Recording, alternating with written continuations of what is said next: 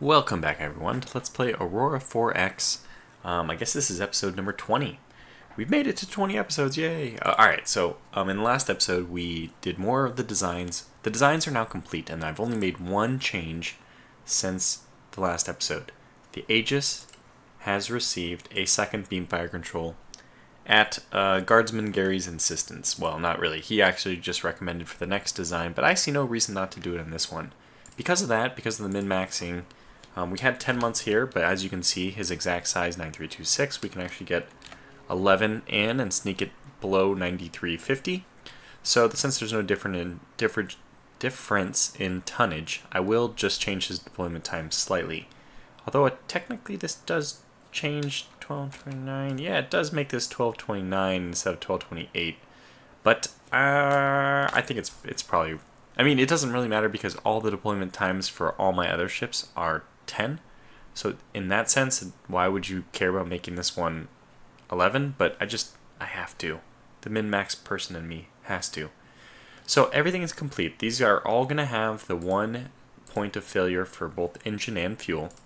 The Aegis, and I've decided to redesign my ratio of leader, destroyer, so missile destroyer, destroyer leader, and destroyer escort. And I think that I want to rename the Aegis not just a destroyer escort, but actually maybe even just a destroyer. Since destroyers are typically meant to deal with smaller vessels, and this is quite capable, I would say, of actually having... it has... I mean, okay, so there's no depth in the Gauss cannon's penetration, right? It just blasts off the closest layer of armor, pretty much. You could get lucky and you could randomly roll the same point of armor multiple times and get some kind of deep penetration profile this way, but it would just be luck, and we shouldn't rely on that. The reason why I'm just going to change this to a destroyer instead of destroyer escort is just based on size.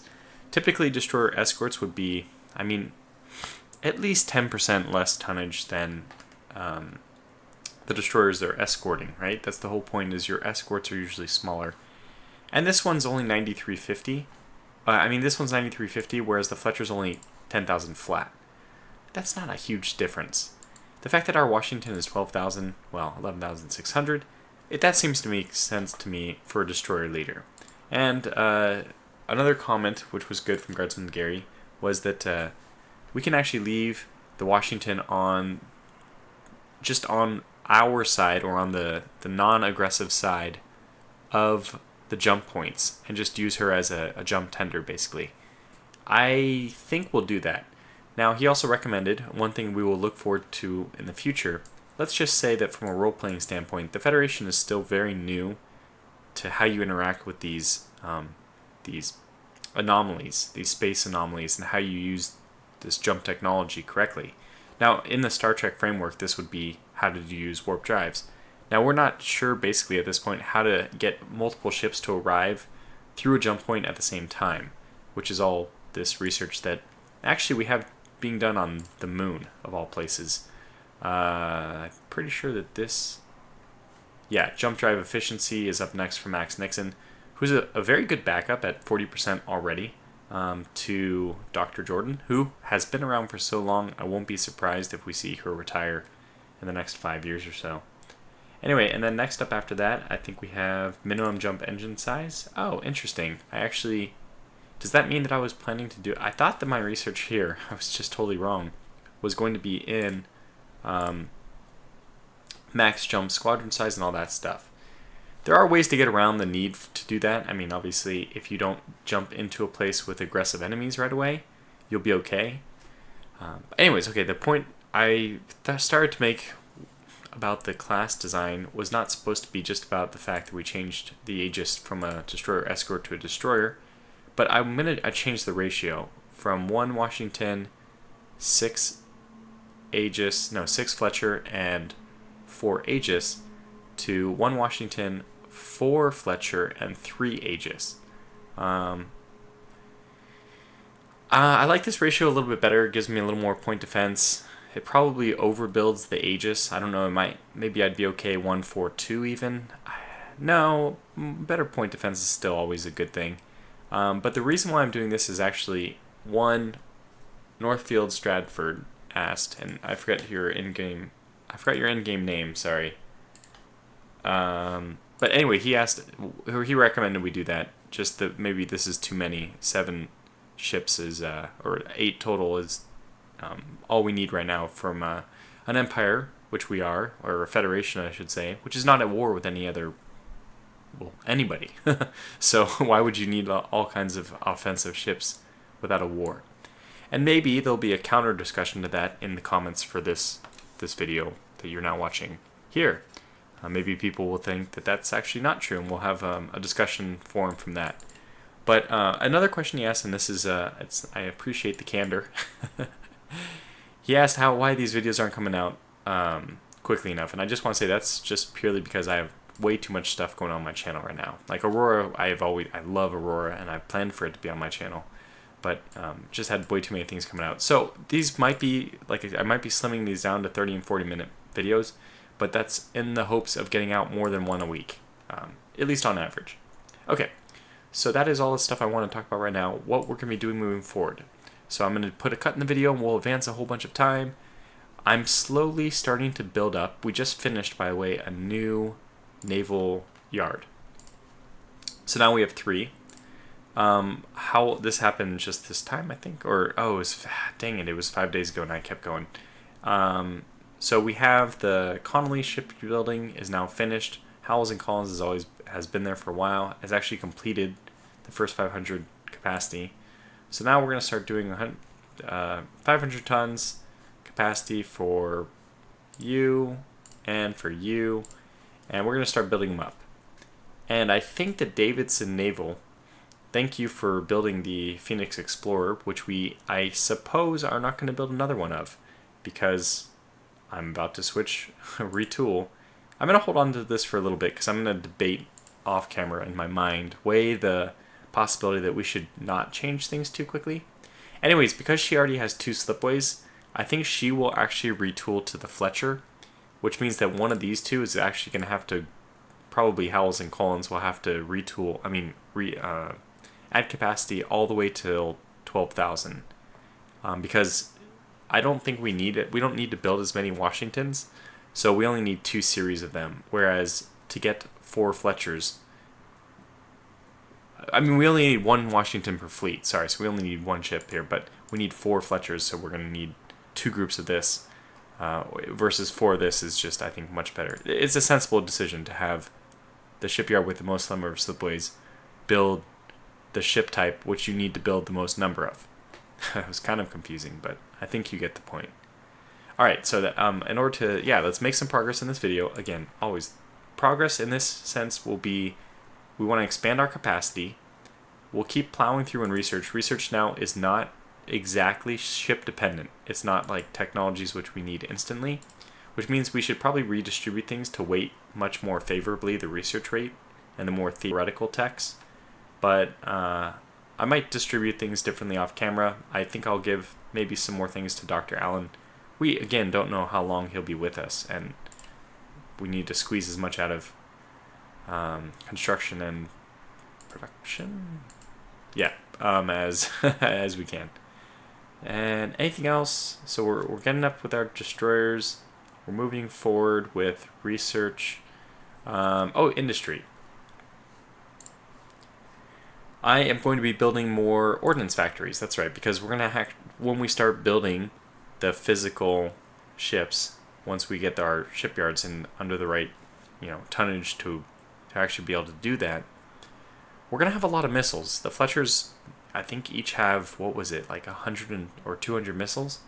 And by the way, I forgot to mention, now that the talk about missiles actually triggered, the 1:4:3 ratio of Washington Fletcher Aegis, it does have another advantage over the 1:6:4 of the Washington Fletcher Aegis that I previously thought, and that the Washington carries enough for 3 reloads for the 4 ships versus only 2 reloads for the 6 ships. And that actually makes it much more significant. 3 more reloads is, potentially a whole nother fleet battle. Depending on how big they are, if it's a small AI fleet. So, Okay, so I think I'll put my first cut in here. We will go back to cuts in this one. And I'll plow forward. Basically, if we finish the the exploration of Epsilon Eridani, then I'll come back in for that. Otherwise, I'll come back in when we actually start building the ships, or I'll come back in if there's some research done. I'll come back in when there's really something noteworthy to report. So I'll see you in a second. Well, it seems that I seem to have willed into the game an event. Unfortunately, Dr. Jordan has been killed in an accident. And me being the not paying too closely attention. Actually, I guess I should have really paid attention because last time we also had a maintenance problem.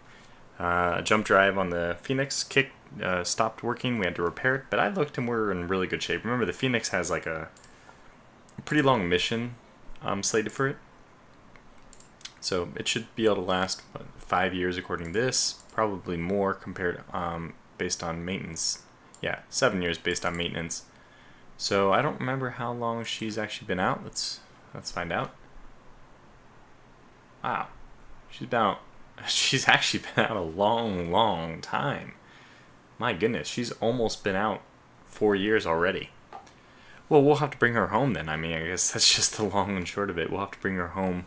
Probably 2067, she'll actually get to visit her family on Earth, and man, the crew of the Phoenix are probably really excited to finally return. And I mean, it doesn't do this in the game. I think the crew doesn't change at all, but in my world, she'll probably swap out some of her crew. Some of the individuals who feel like they couldn't handle another tour of duty that's another 5 years in length, we'll let them go. So that's all abstracted, of course, but alright, let's address the problem at hand, which is Dr. Jordan has unfortunately kicked the bucket. What do we have as far as power and propulsion people go? Yikes. Now, I haven't been doing a very good job of firing people. Normally, I'm much more particular about firing, like the 10% at 5. This is... Freya Farrell is definitely going to get fired. Just to show you what I mean by that, we're just going to go over to Leading Scientist. She's a Tier 1, so Freya Farrell, you are retired. And I'll have to go through the list and do more of that because I don't want, capability of 10, 5%. It's just, that's not a person I'm ever going to use. So she's just taking up wasted space, because you get more scientists based on how many scientists you have. Okay, now let me think about how we want to deal with this. Yeah, I know. We want to actually stop Max Nixon from doing his jump drive efficiency, and then next he has minimum jump engine size. We're going to cancel that. We will... Yikes. Well, the good news is, I mean, this Olivia Patel looks like the best option considering her administrative rating is so high. But the good news is, whoever gets hired here will have quite a long time to increase their max labs. Actually, 20 max labs is so... I'm going to do Olivia Patel for our backup. I am. We're going to lose 5% compared to the others, but the trade-off is that her max labs is good. And remember, Dr. Jordan had like 40 labs. So Dr. Nixon's here, 20 labs is just not going to be a suitable number, but we'll do the best with what we have. Looks like I've done a little bit of everything here. Well, we are doing jump drive efficiency. Let's just go back with that. So create that with Dr. Patel.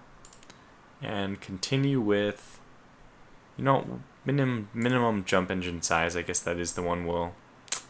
Gosh, I kind of like...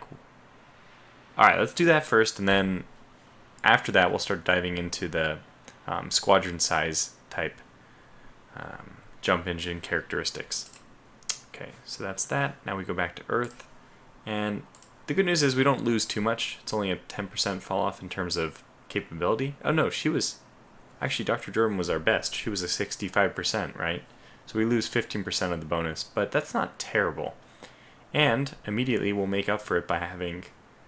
I mean, not make up for it, but this lack of having a high enough bonus will be offset by the fact that she's not going to be getting as much research anyway, because she what? Sorry, he, Max, he only has 20 labs. So we'll get the 20 going here. What was the next one we had lined up? Oh yeah, solid core anti. Yeah, it might even be a bit of a pipe dream now. That's so far in the future. Let's see. So Dr. Nixon is going to complete this in 2068. That's actually coming up pretty quickly. Okay, maybe, well, it's a full 2 years, but maybe I should switch off to something else, like the squadron size. Alright, I'm going to leave it like this. We'll potentially cancel this and put on the squadron size stuff later. Basically, if we have combat stuff, then this is going to be much more important, but we'll just start doing this. Okay. So that is going to, oh, well, naturally. I had already gotten this up to 46, as you can see. It was at 40 when I last left you. So that just means I think that we go for huge benefit into construction and production. One day Dr. Allen will retire, one way or another, or be killed in an accident. You know, in some way, shape, or form, he will no longer be a researcher. And when that day comes, we will have a heavy influx of science for all the other categories. But I have to say that Dr. Allen has the most lab days of research done. I mean, the most just total research done by miles, by a huge stretch. So, anyways, good to have him. It was wonderful. Hopefully he doesn't, I don't want to jinx it, so I'm not even going to say it. But okay, this is good. I'll see you back when we have something else interesting. Hopefully not as bad as that, but when something else happens. Okay, so we are back, and the Phoenix has completed her survey mission of Epsilon Eridani. Let's go ahead and make things a little more exciting, though. Before I do this, I'm going to go to Game Info, and let's go ahead and increase our NPR generation rate up to 50. So that's just going to increase the chance we actually get NPRs at this point. Okay, let me do 40. I'll do 50 when we get to the Enterprise herself. So that seems good to me. Okay, that's, for example, game. Darn it anyhow. I want this one. Yeah, so that we're at 20. Let's go up to 35, which is halfway between where we eventually want to get to. So we'll do our first tick up, because we have the ability to build a defensive fleet now, which is good. And we also have at least some colonizable locations which we can extract resources from. So let's increase that a little bit. That doesn't mean necessarily we'll get one. We basically have a 1 chance in 3 for systems which have a very habitable planet. And we don't encounter those too often. And then even when we encounter them, it's still only a 1/3 chance. Now we'll make that 50%, 50-50 chance as soon as we get the Enterprise out. But that's still going to be, another 30 years off. And the funny thing is, we've only gone 42 years in this playthrough, so 30 years is actually quite some ways away. I should be, right now, off camera, doing a lot more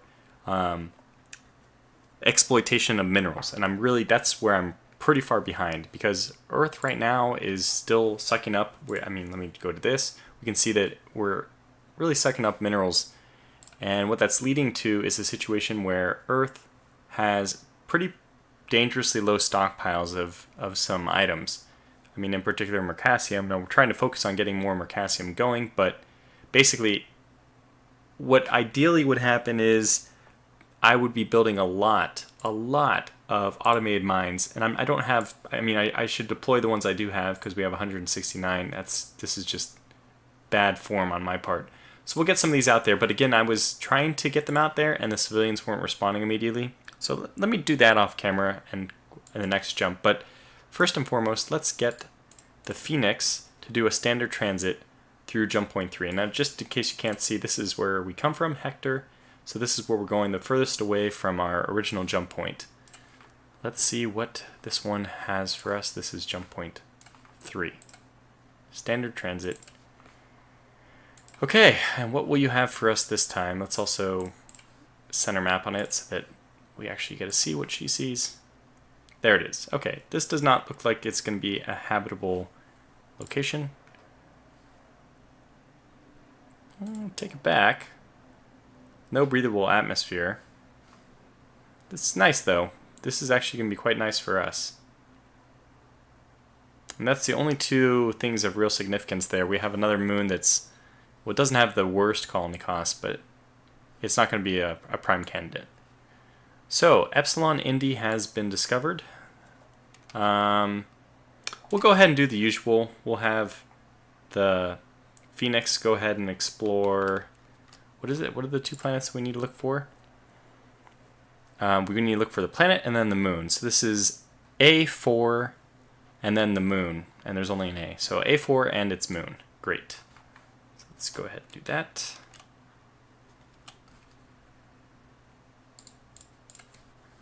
Remove this. Now go to A4. And let's show moons as well. And that should put, there's the moon. Move to those two, and then we'll begin exploring, I guess. Actually, she probably will correctly explore. That's inside the jump points. They're very close to the sun. So she'll actually, I think, correctly begin exploring outwards without my even needing to help. But of course, it's better if I do the... Okay, I can do this off camera, but basically... wherever she goes first after that, I'll line up every single survey location just so that when there's she doesn't have to recalculate what's the next nearest survey location every time. So, okay, well, I guess that we'll pop away again, and I'm gonna make a dedicated effort. I'm gonna go grab a drink and get myself something to eat, and I'm gonna sit down and grind out some more mineral extraction locations for us. So I'll see you back in a little bit. Hopefully we'll have some more mining places set up in Seoul, automated mining colonies. And not civilian ones, I'm talking about just getting... Yeah, so for example, I mean, we still have 6 automated mines that haven't been moved from Cromlin to Komasola yet. Or wait. No, we have 94 that haven't moved. Yeah, because my private economy is just not doing this. That's right, that's what caused me to not want to do this, because I'm going to have to set up actual... I mean, normally you get your civilians to do it. This is like the lazy man's way, but it's not just the lazy man's way. It's really how everyone I know, which may not be many people who play, but it seems like everyone does this when they're playing. They just get the civilians to move things for you, because it's a lot simpler. Actually having to get the Hera to make these runs for us is going to be kind of painful, but I guess we're just going to have to do it. So, in order to make progress at all, I'll just do it. Okay, well then I'll just, bite down, dig in and just do it, and we'll get back to you in a sec. All is right in the universe. Several updates. We now have completed resizing all of our things. This isn't the right screen. This isn't the right screen at all. There we go. So we've completed resizing all our things as of 2 more days. So in 2 more days, the Fletcher will be retooled. The Davidson Naval Complex will be retooled to build the Fletcher. At this point, we are already ready to get Connolly to build the Aegis. And the Howells and Collins, our newest shipyard, will very soon complete its last 2,000-ton capacity upgrade so that she can build the Washington class.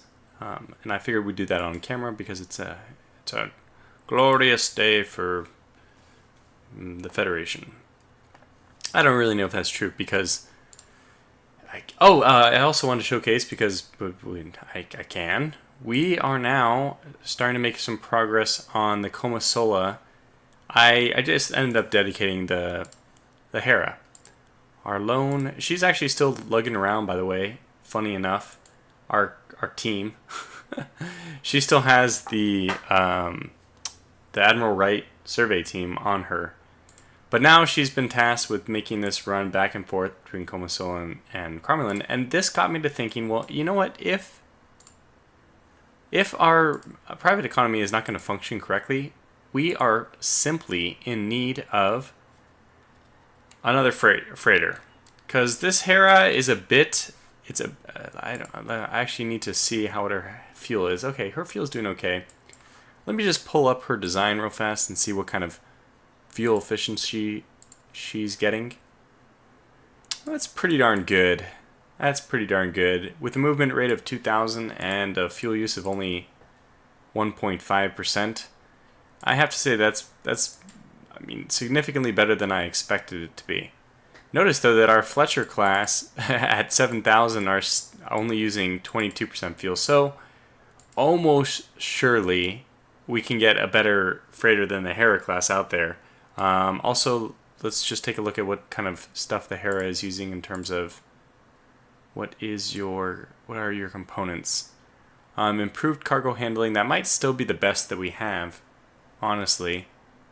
So, I guess duranium armor is one thing that we've now improved. Relatively minor upgrades we would need to get the newest freighter, but 2055 was still a long time ago. Yeah. And magnetic fusion is what, like 1 tech removed? Okay, let's just... Yeah, magnetic fusion's only 1 tech removed, but we could go down engine power 25 to get better fuel consumption. We're at 0.2. I don't know if we were at 0.2 previously. Let's just see what this would be to get, what was it, 500 out of it? Is that what it was? Let's open the other one. I know that it's not going to like us to do this. Whoops. But we can. Can and we will. Alright, now let's get engines over here.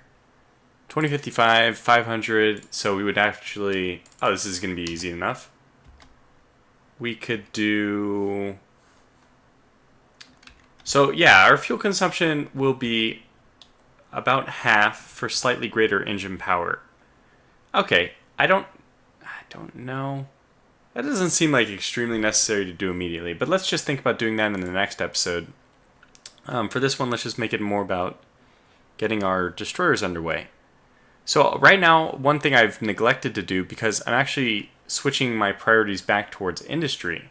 Industry right now, to me, is more important. One of the things we absolutely need to do is set up a mission for our ordnance factory to start building these missiles. And I haven't done it yet, so we won't build anything quite yet. How many missiles are we going to need? I guess I could actually math it out. Let me see if I can ballpark it without going too crazy here. The Aegis, okay, correctly does not have any. 208 here, and Washington, 192. Well, that makes it really easy. So in pairs, they would be 400, but, so it's 400, so let's just call it 210 per Fletcher. So 4 is like 840. I think I'm just going to get a flat 1,000, which should be slightly more than we need for our first rig of 5 ships. Wait. No, I need 4 Fletchers, which is 8. Yeah, 1,000. That's perfect. Okay. It's actually too few. We're going to need something like 1,020 or so. So, you know what, I'll just put down 2,000, and we'll see how many I need to build.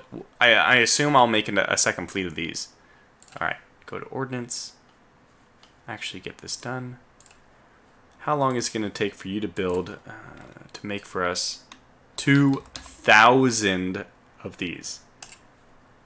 It is going to take not too long. I mean, this is the good news about getting those ordnance factories online. I think we have 100 of them now. I'm pretty sure, right? Ordnance factories. No, we're only at 67. Are these still being built? Oh, they are. Okay, so this actually will increase. The production rate will be increasing as we speed along. That's really good. I'm actually going to modify this to make it 200 total. Why not? These do, unfortunately, draw up some factory workers, but this is what Seoul is all about. It's the center point for all of our industry to come together. And we'll just do science and finance and everything that doesn't require, that's not part of the big string of construction, we'll do anywhere else. But everything that, I want all my construction centered in, on Seoul, on Earth. Just so I don't have to ferry, mining resources around. I don't want to ferry minerals around different planets. I want anything that needs to be built with minerals should be built on Earth, just to make everything really simplified. Okay, and speaking of which, we're probably not going to be able to build that many more research labs. So it looks, are we going to top out? What are we at right now? Looks like we're going to top out at like 83. That's kind of a weird number. 183. But we are out of Mercassium at this point. So I am transferring some. So it looks like she's only gotten 2. The Hera's only gotten 2 in the entire... Is that even true? I don't know. I actually can't remember how many were here originally. I thought it was 194 and 106. But... Alright, it doesn't matter. So I'm going to actually call this episode to a close here. I think we're only in like the 35-ish mark. I actually don't know because they're all broken up and I don't remember the exact length of the previous recordings. But I assume somewhere to 30 to 40 minute. I just want to get this episode out there. One of the questions that was asked previously, and I just want to... I think I've talked about it a bit, but just to answer it again. A lot of time goes in off camera to this recording. If you're wondering why there's such a big, long break between episodes... I'm probably spending about the same amount of time playing Aurora as I am spending time playing, for example, Rule the Waves. Slightly less. I mean, honestly, slightly less. But it's not like a huge difference. The reason why I'm posting so much more Rule the Waves content is because I record everything I'm doing. But it would be really boring to sit here and watch me just tick away at all the different days. So I'm just cutting that out. It's kind of like... I don't know if you would prefer to just have more footage that would be extremely boring. It's not the way I've preferred to do things so far. So this is all this stuff I do. I just put up a video on my second monitor and I keep plowing ahead 5 days at a time until something interesting happens. I interact with it, or when there's an interesting thing I need to talk about with, I feel like is worth actually mentioning, I go back and I start recording. But most of the time, I would say probably 80% of the gameplay that I've done actually that's probably low. Maybe 90% of the gameplay that I've done has not been recorded. Because there's nothing to talk about right now. What I want to do is wait for enough missiles so that I can build these classes. And I don't seek to interrupt or to record really trivial things like putting one extra lab in somewhere every time a new research tech is done. However, you as the viewers should let me know because it costs me nothing to do the recordings. But I think that at some point in the beginning of the series, people were actually asking for the cuts and it actually worked out well. So, okay, just basically my long defensive way of saying I'm sorry that these videos don't come out more often, but in order to publish these at the same rate that I'm publishing a lot of the other content, I'd probably have to play this game like 20 times more than the other ones.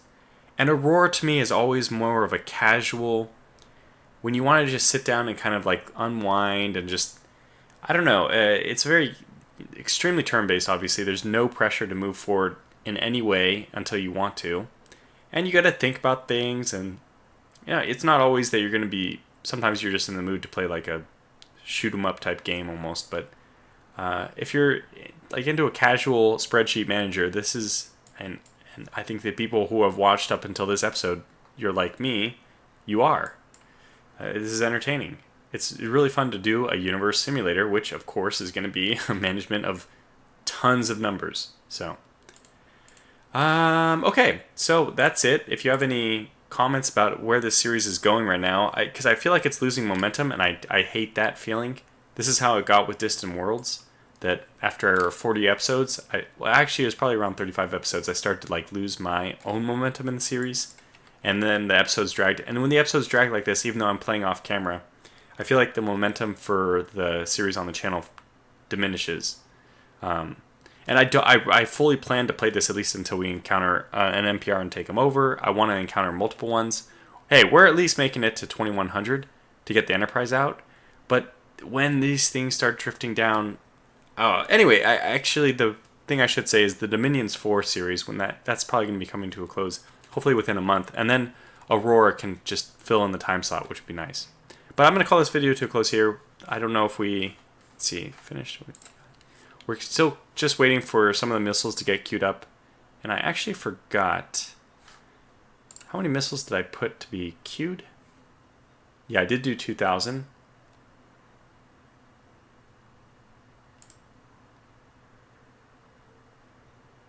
this number is not what I thought it was.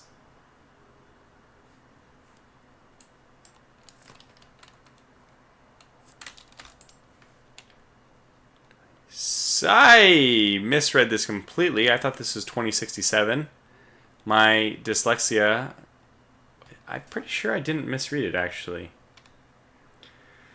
So is this going to take a ridiculously long time to get enough missiles? Yes. Yes, it is. Well, the good news is, look, the one thing we can do is we can start getting some Aegis ships out there. And point defense is the best thing to have out first. So let's go ahead and just retool for the Aegis. Nope, not you. You retool for the Aegis. Happens instantly. So the Aegis is ready to go. And like I said, I'm prioritizing industry, and now even more so I have to prioritize industry because the ordnance factories. Probably I'm going to have to we can do something like this. 20 for this, 40 for this. We need many more ordnance factories.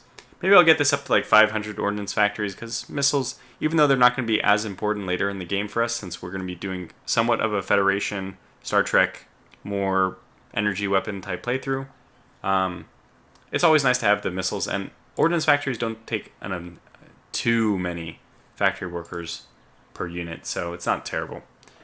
Okay, so this is all stuff I'll kind of think about off camera, how to best approach it.